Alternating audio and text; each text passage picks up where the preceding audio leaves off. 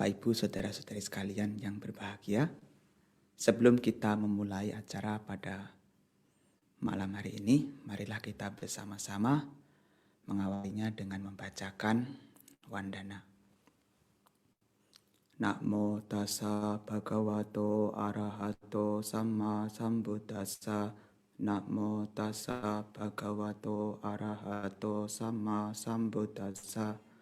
Namo tassa bhagavato arahato samma sambuddhassa.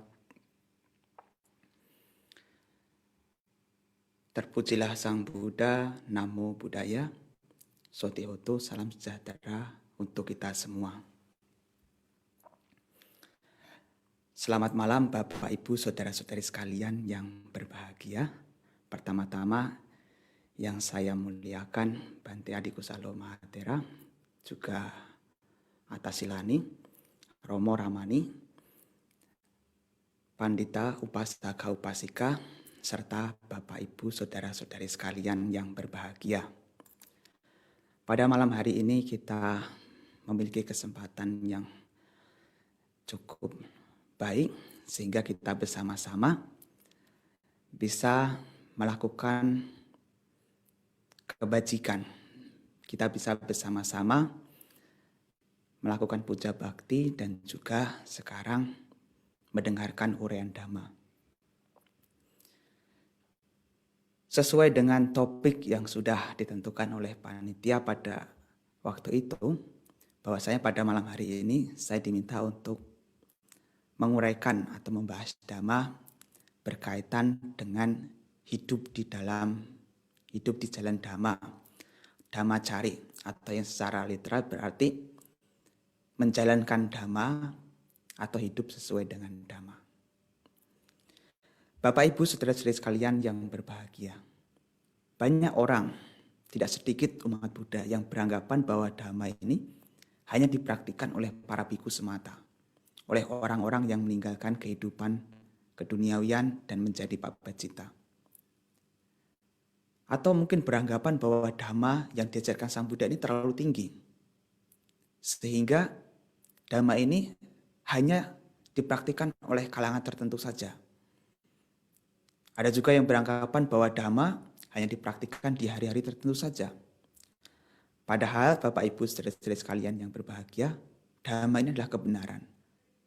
Karena kebenaran itu artinya harus dijadikan pedoman, harus dijadikan pinjakan, harus dijadikan jalan di mana kita menjalaninya. Jadi kemanapun kita pergi, apapun yang kita lakukan, harus sesuai dengan kebenaran, harus sesuai dengan Dhamma. Maka kita harus hidup sesuai dengan Dhamma, harus berjalan di Dhamma, agar tidak tersesat atau kesasar di jalan yang bukan Dhamma. Dan ini sifatnya adalah siapapun, bagi siapapun yang bercita-cita ingin mencapai tujuan. Jadi semua umat Buddha, baik itu pabajita maupun umat awam, sama-sama harus berpegang pada Dhamma, harus hidup sesuai dengan Dhamma. Lalu bagaimanakah yang dimaksud dengan hidup di jalan Dhamma atau hidup sesuai dengan Dhamma? Nah, pada kesempatan malam hari ini kita bersama-sama di sini untuk bersama-sama membahas mengenai hal ini, yaitu hidup di jalan Dhamma atau berjalan di jalan Dhamma. Bapak Ibu saudara-saudari sekalian yang berbahagia, sebelum kita membahas lebih lanjut, saya ingin menegaskan, saya ingin mengingatkan bahwasanya praktik Dhamma ini sesungguhnya memberikan manfaat yang manfaatnya tersebut bisa diperoleh dalam 3 hal, yaitu manfaat yang berupa Ditta Dhammikata. Ditta Dhammikata artinya adalah Ditta Dhamma, saat ini juga. Yang artinya Bapak Ibu saudara sekalian, Dhamma ini bisa memberikan manfaat berupa kebahagiaan, berupa kesejahteraan, yang dapat dinikmati secara langsung di kehidupan ini juga. Maka juga dikatakan Ditta Dhamma Hita Sukha Sangwatati. Jadi ketika Bapak Ibu saudara-saudari sekalian mempraktikkan Dhamma, menjalankan Dhamma, maka manfaat yang bisa diperoleh dapat dirasakan di kehidupan saat ini juga, saat ini sekarang juga. Seperti apa misalnya? Misalnya ketika Bapak Ibu berusaha untuk mengurangi kebencian, untuk tidak membenci yang lain, berusaha untuk mengembangkan cinta kasih. Apa yang bisa didapat saat ini juga? Saat ini bisa terasa tenang. Karena sifat dari kebencian itu menekan sifatnya. Menekan, memanas, yang membuat kita terbakar. Maka siapapun yang memiliki kebencian pada saat itu terbakar dan batinnya tidak tenang. Karena ia berusaha menjalankan dhamma, mempraktikkan dhamma, mengurangi kebencian, mempraktikkan cinta kasih, maka saat ini juga ia bisa terbebas dari penderitaan yang sifatnya adalah membakar dirinya. Nah, pada saat ini juga ia bisa merasakan manfaat dari praktik dhamma itu sendiri. Kemudian manfaat yang kedua berupa samparayikata. Ya, artinya adalah sampara artinya adalah kehidupan selanjutnya. Jadi praktik dhamma yang Bapak Ibu Saudara sekalian yang kita jalankan saat ini bisa membawa pada kebahagiaan di kehidupan selanjutnya. Jadi praktik dhamma ini bisa bermanfaat di kehidupan saat ini juga, bisa juga bermanfaat di kehidupan selanjutnya. Berupa apa? Kebahagiaan di dalam alam yang bahagia. Ini adalah yang kedua. Kemudian yang ketiga adalah paramata. Paramata adalah yang tertinggi, parama. Jadi dengan mempraktikkan dhamma ini bukan hanya berbahagia di kehidupan saat ini dan juga di kehidupan selanjutnya, tapi juga berbahagia dalam bentuk pencapaian nibbana, yaitu melepaskan dari lingkaran tumimba lahir agar tidak mengalami kelahiran kembali. Jadi siapapun yang mempraktikkan dhamma dengan serius, maka ia bisa mencapai tujuan yang tertinggi, yaitu pencapaian nibbana, yang terbebas dari segala bentuk penderitaan, terbebas dari lingkaran tumimba lahir. Jadi dari sini kita bisa melihat bahwasanya praktik dhamma ini bisa memberikan manfaat dari 3 sisi. Sisi yang pertama adalah kesejahteraan dan kebahagiaan yang dapat dinikmati di kehidupan saat ini juga, atau yang disebut sebagai Ditta Dhamma Hitaya Sukhaya Sangwati atau Ditta Dhammikata. Kemudian yang manfaat yang berikutnya adalah samparayika, yaitu berupa kesejahteraan dan kebahagiaan untuk kehidupan selanjutnya, dan juga paramata, yaitu pencapaian tertinggi, pencapaian nibbana yang terbebas dari segala bentuk penderitaan dan terbebas dari lingkaran tumimba lahir. Ini yang perlu kita ketahui bersama sebelum kita beranjak ke topik berikutnya, ke topik utama, yaitu mengenai dhammacari. Bapak Ibu saudara-saudari sekalian yang berbahagia, saya rasa Bapak Ibu mungkin pernah mendengar beberapa kali di beberapa kesempatan mengenai dhammacari. Apa sih yang disebut sebagai dhammacari? Nah, dhammacari ini bisa diterjemahkan sebagai berjalan di jalan dhamma atau hidup di jalan dhamma atau menjalankan dhamma. Istilah lain juga bisa ditemukan anudhammacari, yaitu menjalankan dhamma. Jadi orang yang menjalankan dhamma disebut sebagai anudhammacari atau dhammacari. Istilah yang mungkin juga lebih populer juga adalah hidup dalam dhamma. Adalah dalam istilah palingnya adalah dhamma wihari. Dhamma wihari. Dhamma artinya ajaran, wihari artinya berdiam atau hidup. Jadi dari sini kita bisa melihat bahwasanya dhamma artinya adalah ajaran Buddha, kebenaran.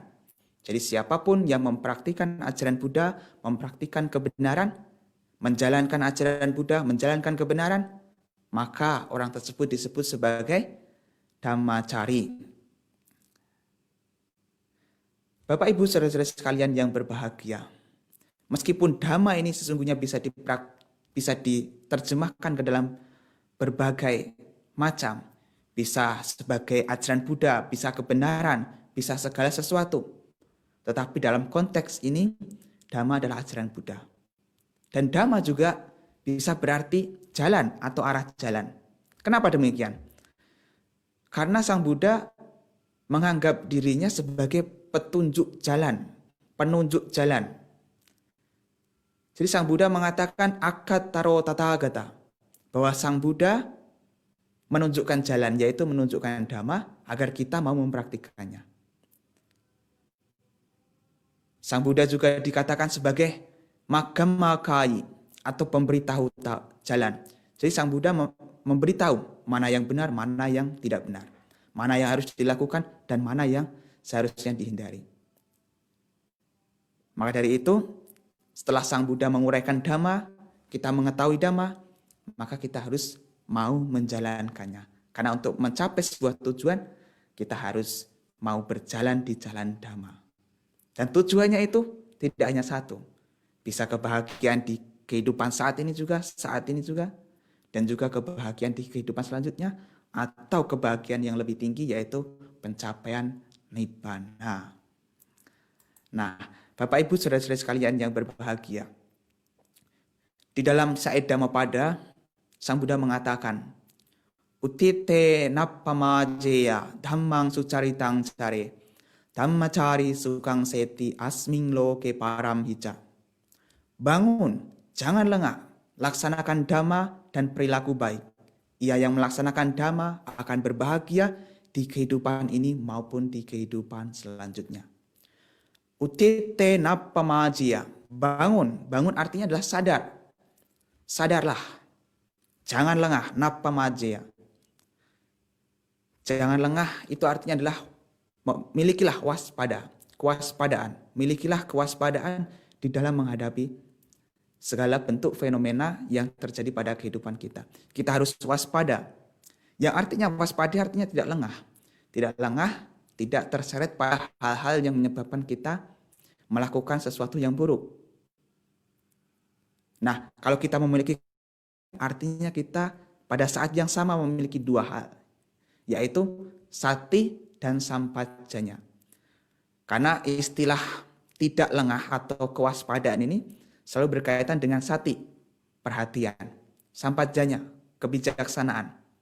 Jadi kalau kita waspada, kita memiliki perhatian, juga memiliki kebijaksanaan.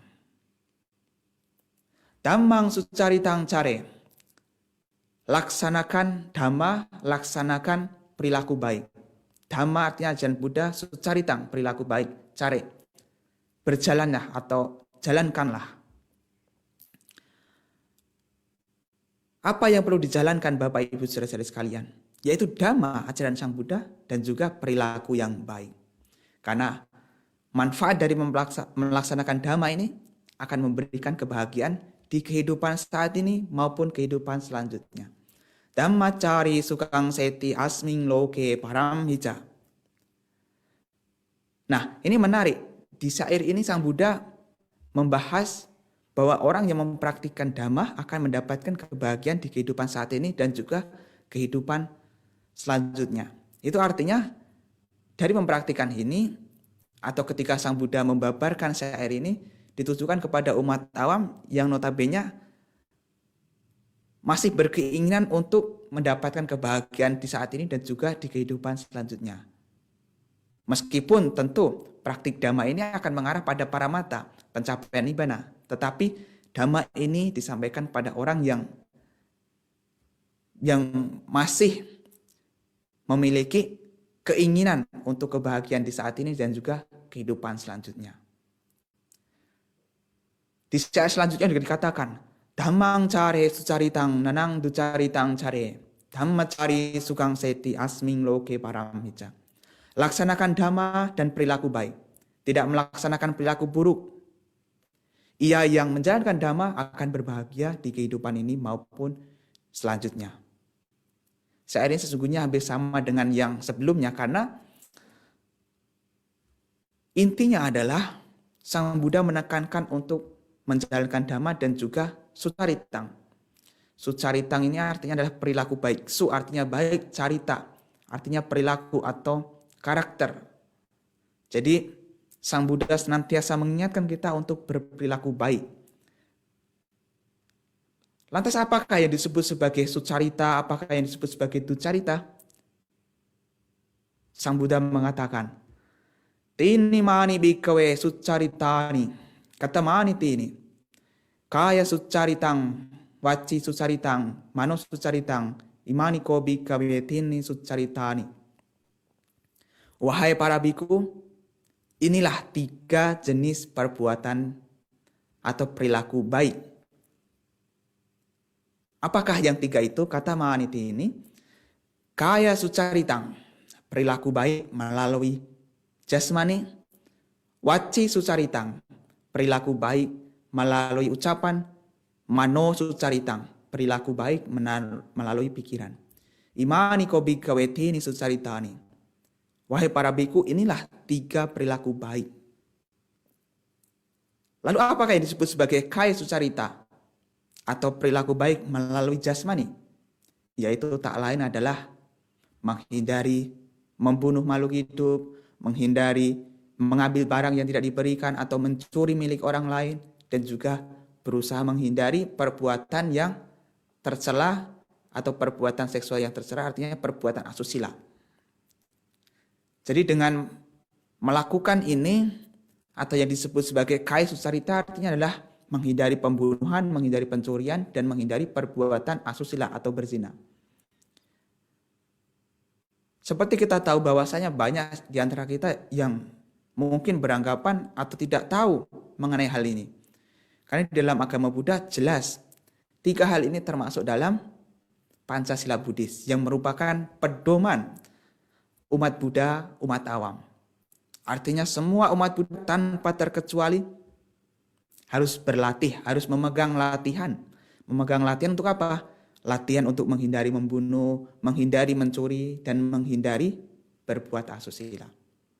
Orang yang menjalankan 3 jenis perbuatan ini, maka orang tersebut menjalankan kaya sucarita.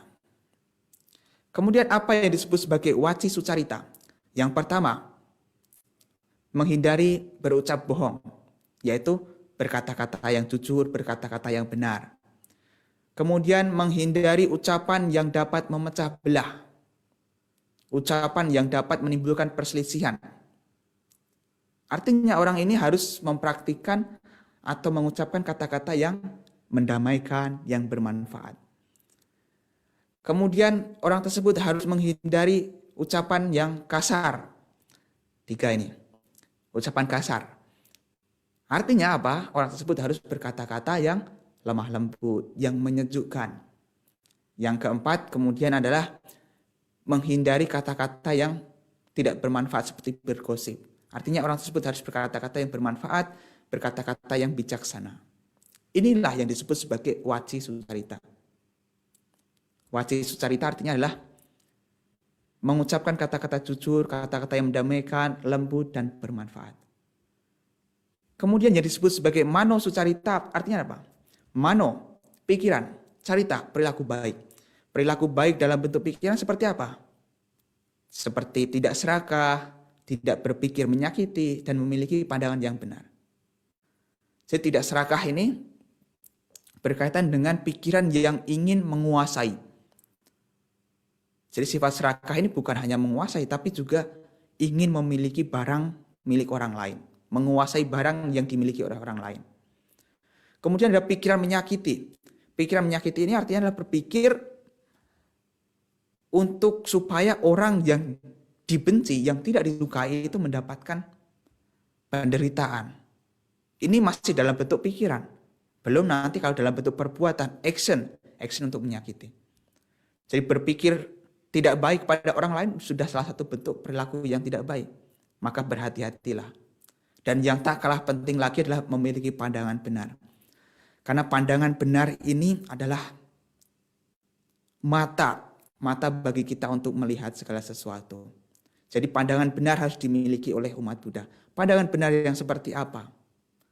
Ya tentu pandangan benar yang secara duniawi adalah bisa membedakan mana yang baik dan mana yang tidak baik. Bukan hanya bisa membedakan, tapi juga harus bisa menjalankannya, berusaha untuk menjalankannya. Ini pandangan yang masih sifatnya adalah duniawi dalam kehidupan kita. Pandangan benar yang sifatnya adalah adi duniawi adalah pandangan benar yang menyertakan 4 kebenaran mulia di dalam melihat segala sesuatu, dan juga pandangan benar di dalam menyertakan tilakana, anicca dukkha anatta di dalam melihat sesuatu. Nah, inilah yang disebut sebagai perilaku yang baik. Jadi perilaku yang baik ini dapat berupa kaya sucarita, wacik sucarita, dan mano sucarita. Perilaku baik dari perbuatan jasmani, perilaku baik dari ucapan, perilaku baik dari pikiran. Lantas apa yang disebut sebagai ducarita? Nah, ducarita artinya adalah perilaku yang buruk. Ya tentu saja bisa kita balik. Yang disebut sebagai ducarita, ya tentu perbuatan seperti membunuh, mencuri, berbuat asusila, berkata-kata bohong, berkata-kata memecah belah, berkata-kata kasar, kemudian memiliki keserakahan, berpikir menyakiti, dan memiliki pandangan salah. Itu adalah perilaku buruk yang disebut sebagai ducarita.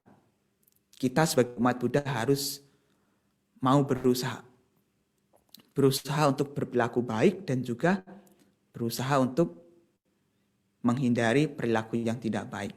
Karena perilaku yang tidak baik ini sifatnya adalah membawa pada penderitaan. Jadi siapapun yang mempraktikkan perilaku buruk pasti akan mendapatkan penderitaan. Penderitaan baik di kehidupan saat ini juga, dan juga penderitaan di kehidupan selanjutnya, atau penderitaan dalam bentuk tidak bisa mencapai pencapaian tertinggi. Sang Buddha mengatakan di dalam sebuah sutta di Anguttara Nikaya, kaya ducarita sako bhikkhave ko panapapako dukkho vipakko abhisamprayang. Waci ducarita sa papako dukkho vipakko abhisamprang. Mano ducarita sa papako dukkho vipakko abhisamprayang. Artinya apa di sini Bapak Ibu Saudara-saudara sekalian? Perilaku buruk melalui jasmani, wahai para biku, adalah atau mendatangkan pada penderitaan saat ini, atau membuahkan hasil penderitaan saat ini, dan juga abhisamprayang di kehidupan selanjutnya. Wacit ducaritasa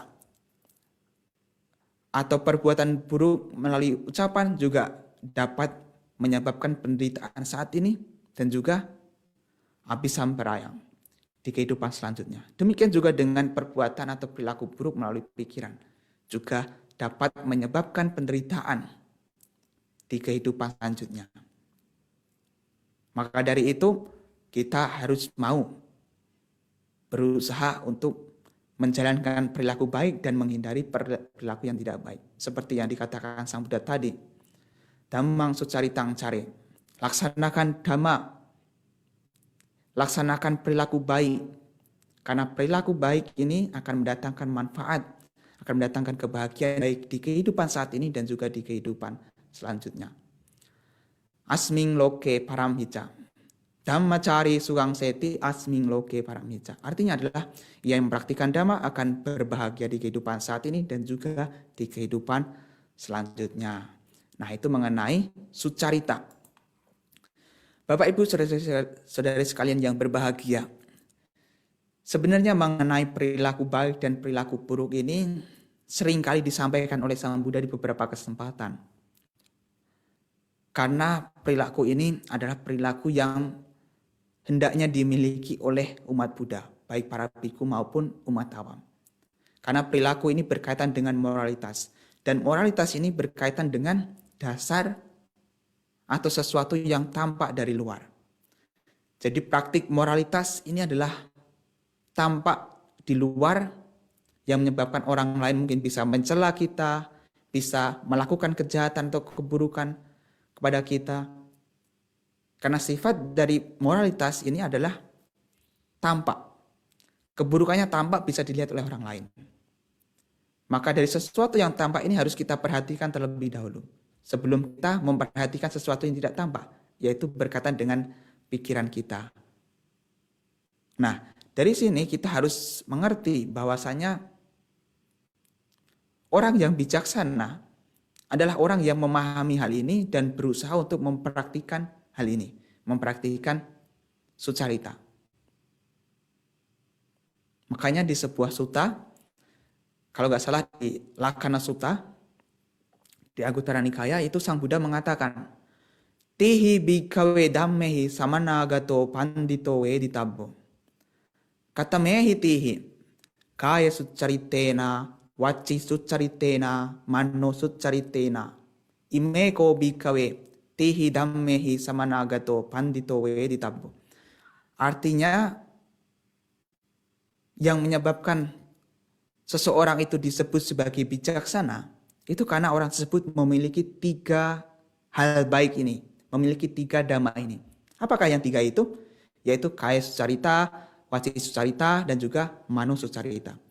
Yang menyebabkan seseorang dikatakan bijaksana maupun dungu adalah karena ia mempraktikkan ini atau tidak. Karena orang yang bijaksana pasti tahu apa yang seharusnya dilakukan dan apa yang seharusnya dihindari. Orang bijaksana tahu bahwa perbuatan baik mendatangkan manfaat, perbuatan buruk mendatangkan penderitaan. Maka orang yang bijaksana akan senantiasa melakukan sesuatu yang bermanfaat. Karena melakukan sesuatu yang bermanfaat itu artinya ia berusaha melakukan yang terbaik untuk dirinya. Karena banyak di antara kita, banyak di antara orang juga yang tidak tahu mengenai dhamma, artinya akhirnya mereka melakukan perbuatan-perbuatan yang tidak bermanfaat. Meskipun pada awalnya orang tersebut melakukan perbuatan itu dengan tujuan untuk mencapai kebahagiaan, untuk memperoleh kebahagiaan, tapi kalau apa yang dilakukan itu adalah perbuatan yang merugikan, perbuatan buruk melalui jasmani, perbuatan buruk melalui ucapan, perbuatan buruk melalui pikiran, maka orang tersebut tidak akan mendapatkan kebahagiaan. Apa yang orang tersebut lakukan justru malah membuat dirinya menderita. Maka orang yang bijaksana mencintai dirinya sendiri dengan cara melakukan praktik-praktik kebaikan, mempraktikkan dhamma. Karena ketika kita mempraktikkan dhamma, pada saat itu juga kita sesungguhnya mencintai diri kita.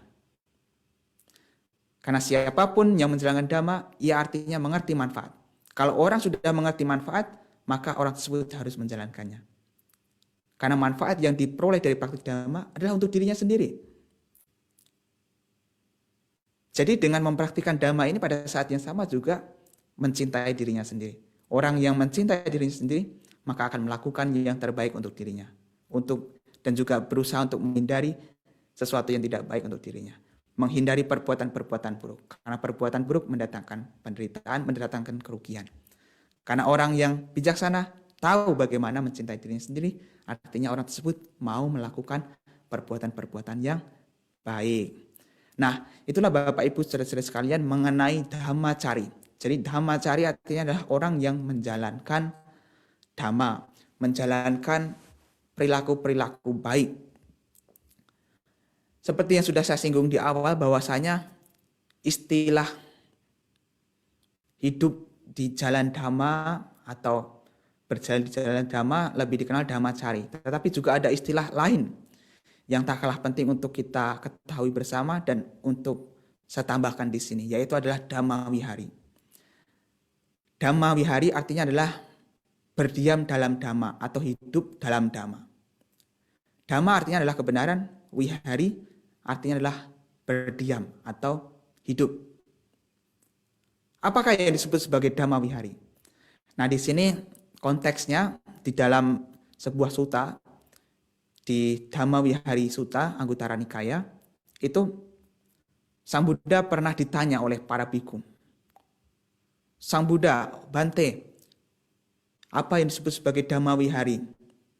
Kemudian Sang Buddha menjawab kepada bhikkhu-bhikkhu tersebut yang notabene tidak mau Dhamma Wihari, tidak mau hidup dalam Dhamma. Apa yang dikatakan Sang Buddha? Apa yang dikatakan Sang Buddha ini sangat menusuk keras bagi para bhikkhu. Menusuk keras, mengkritik keras, mencambuk keras bagi para bhikkhu. Apa? Bhikkhu yang banyak menguasai atau yang kehidupan sehari-harinya hanya untuk belajar mengenai sutta, geya, vyakarana, gata, udana, dan lain sebagainya, tetapi mengabaikan praktik meditasi, mengabaikan penyendirian, maka tersebut bukan disebut sebagai Dhamma Wihari, tetapi adalah Bhikkhu Pariyati Bahulo. biku yang banyak belajar. Disebut sebagai biku pariyati bahulo, banyak belajar tetapi tidak hidup dalam dhamma, no dhamma wihari. Kemudian Sang Buddha juga mengatakan, biku yang banyak menguraikan dhamma untuk orang lain, ceramah ke sana kemari, ceramahnya luar biasa, tetapi mengabaikan praktik penyendirian, praktik meditasi, maka biku tersebut disebut sebagai biku panyati bahulo, bukan no dhamma wihari. Jadi bukan yang berdiam dalam dhamma. Kemudian dikatakan biku yang banyak mengulang dhamma, sehari-harinya chanting, menghafalkan, tetapi mengabaikan praktik penyendirian, mengabaikan praktik meditasi, maka biku tersebut sebagai biku sajjaya bahulo, no dhamma wihari. Biku yang banyak chanting, biku yang banyak menchanting atau mengucapkan, tetapi bukan biku yang berdiam dalam dhamma. Kemudian ada juga banyak biku yang kegiatan sehari-harinya hanya merenung, berpikir tentang dhamma, mengenai makna filosofis dari dhamma, tetapi mengabaikan praktik penyendirian, mengabaikan praktik meditasi, maka biku tersebut dikatakan sebagai biku yang banyak berpikir tetapi bukan berdiam dalam dhamma. Vitakka bahulo no dhamma wihari. Nah, dari pernyataan-pernyataan ini sungguh menusuk. Karena banyak juga di antara para biku yang hanya melakukan satu sisi tetapi tidak mempraktikannya, tidak melakukan penyendirian, tidak mempraktikkan meditasi. Maka Sang Buddha mengatakan bahwa praktik-praktik tersebut adalah bukan praktik dhamma wihari. Meskipun tentu baik, menguasai dhamma tentu baik, sangat dipuji sekali. Menguraikan dhamma dengan fasis tentu sangat baik sekali. Dan juga mengulang dhamma tentu sangat baik, karena ini bisa mempertahankan sasana. Dan juga merenung dhamma, berpikir mengenai makna filosofis dhamma tentu sangat baik. Karena bisa mendapatkan kebijaksanaan. Tetapi kalau orang atau biku tersebut hanya belajar, hanya ceramah, hanya mengulang atau chanting, hanya berpikir tetapi mengabaikan praktik meditasi, praktik penyendirian, maka dikatakan oleh Sang Buddha bahwa biku tersebut bukan dhamma wihari, bukan yang berdiam dalam dhamma. Maka Sang Buddha di akhir khotbah mengatakan, etani biku rukamulani, etani sunyagarani, jayata biku ma pamadata, ma pacca vipatisareno ahuwata. Inilah para biku, bawah pohon atau tempat-tempat yang sunyi. Saya sudah katakan, meditasilah. Jangan lengah, ma pamada, ma pacca vipatisarino ahuwata. Jangan sampai menyesal di akhir.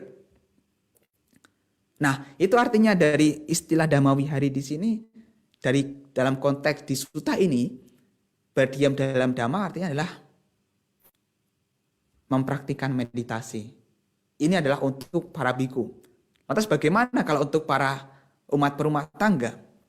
Nah, umat berumah tangga tentu hampir sama.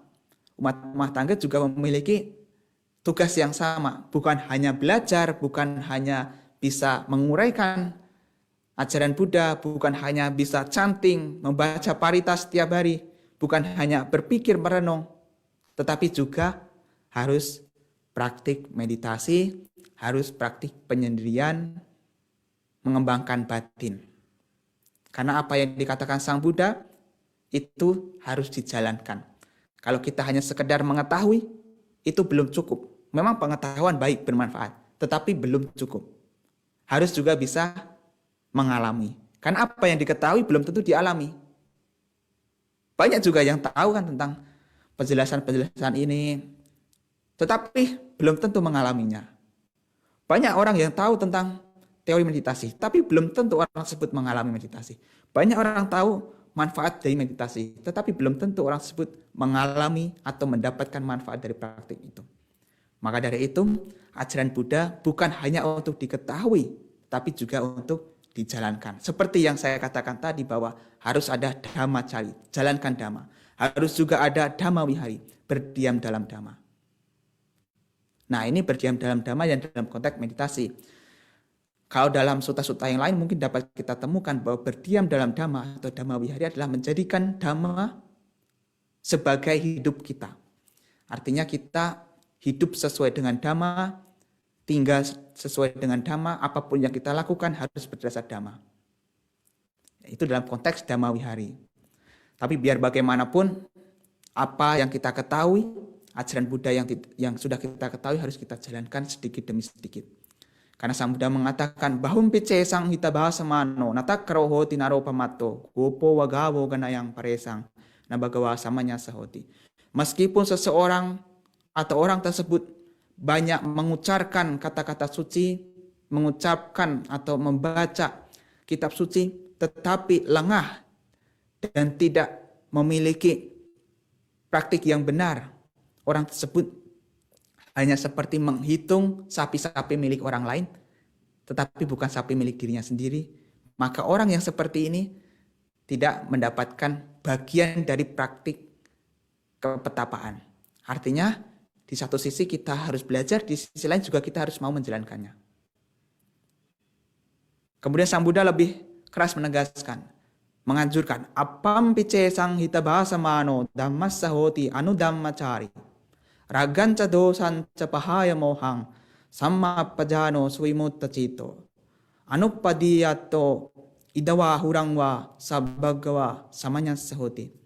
Meskipun orang tersebut hanya mengucapkan sedikit, hanya mengetahui sedikit, tetapi dengan yang sedikit itu ia jalankan dengan baik, ia bisa mengurangi atau meninggalkan raga, nafsu ragawi, melenyapkan dosa, kebencian, melenyapkan moha, kebodohan batin, dan ia bisa membebaskan dirinya dari segala bentuk kotoran batin, tidak melekat pada kehidupan ini dan kehidupan yang akan datang, maka orang tersebut dikatakan dapat menikmati buah dari praktik kepetapaan.